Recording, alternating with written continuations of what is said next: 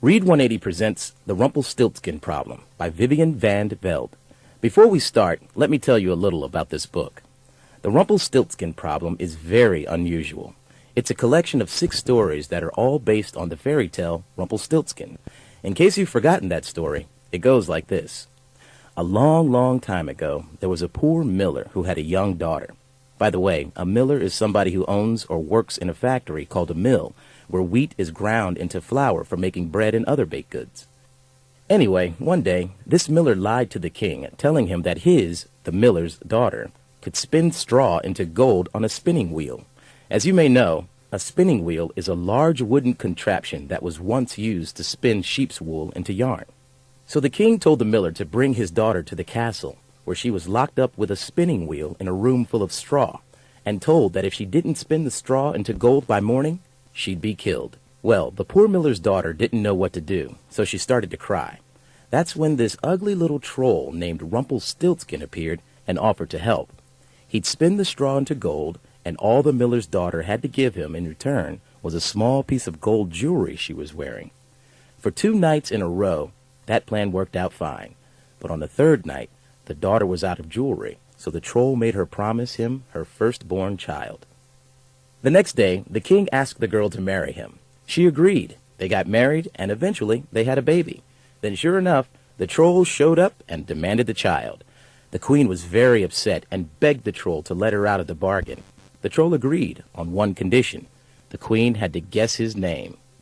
Well, long story short, after the queen had made many wrong guesses, one of her employees happened to come across the troll in the woods, dancing around a fire and singing that his name was Rumpelstiltskin.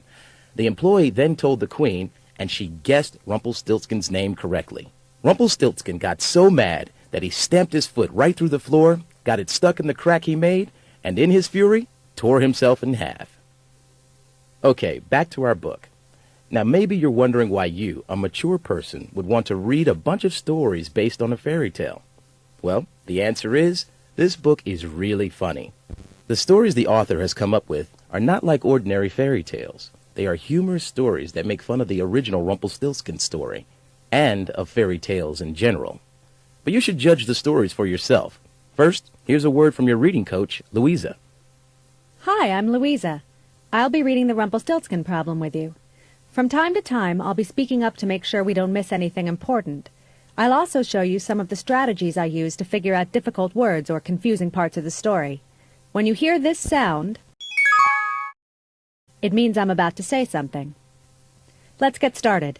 The first section of this book is called the author's note. In it, the author explains why she wrote the book. It starts right after the table of contents.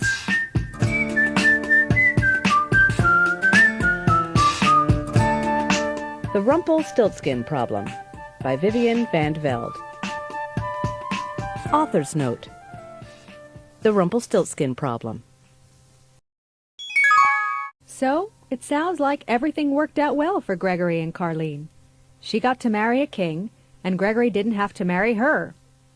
At first, I thought Gregory was a little too nice for his own good, but he turned out to be pretty smart. He managed to get rid of Carleen without hurting her feelings, and he kept a sense of humor about things. I mean, it was pretty funny that he sent her all those gold items she supposedly spun as a wedding gift. You know, this book wasn't like anything else I've read, but it was really good. I was surprised that the author could write 6 different versions of the Rumpelstiltskin story without losing sight of the basic plot, but without saying the same thing over and over either. She raised some interesting questions about the original story, and I really enjoyed the various ways that she answered them. I have to say, though, that my favorite version was the first one. Remember that story? It was the one with the gross troll who wanted to eat the baby. I was kind of rooting for that Rumpelstiltskin to get his way. But that's just me. You've probably got your own favorite version.